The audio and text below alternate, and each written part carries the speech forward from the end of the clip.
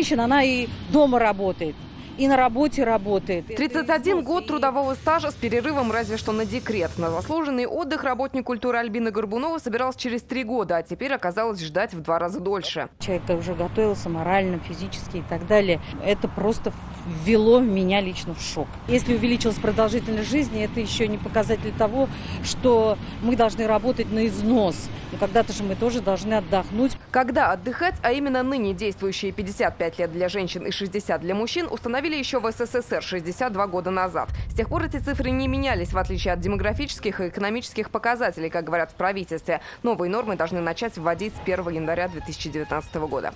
Первыми нововведения почувствуют на себе мужчины 1959 и женщины 64 годов рождения. На пенсию они выйдут в 2020 в возрасте 61 и 56 лет соответственно. Пока только на год позже, чем планировали. А вот дальше пенсионный возраст планируют повысить постепенно. Переходный период для мужчин продлится 10 лет, для женщин 16. Окончательные 65 и 63 года должны быть достигнуты в 2028 и 2034. При этом по новому законопроекту сама пенсия не должна быть меньше 40% от утраченного заработка.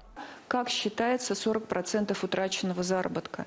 Нельзя это считать как среднюю температуру по больнице, то есть среднюю зарплату, которая там, скажем, сложилась в экономике за какой-то период, относить к средней пенсии, которая сложилась по всем пенсионерам.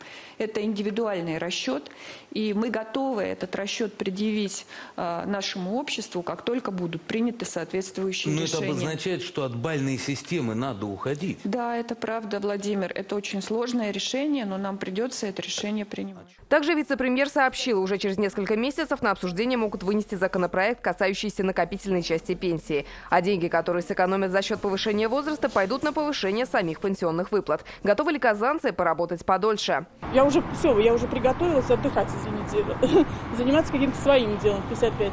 Может быть, даже свое дело какое-то хотела открыть.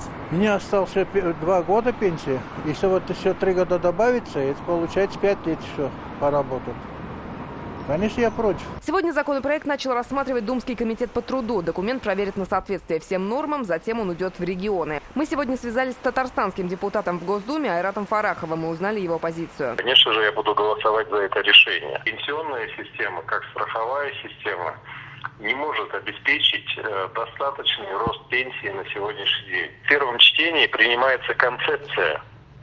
Вот второе чтение – это вопрос деталей. Насколько повышать возраст, в течение какого периода повышать? Пенсионная реформа за неделю стала главным предметом многочисленных шуток в интернете. А если серьезно, появилась и петиция против законопроекта. Рассмотреть его в первом чтении Госдума сможет не раньше, чем через месяц, после обсуждений в регионах. Лена Знатульна, Андрей Сентальцев, ТНВ, Казань.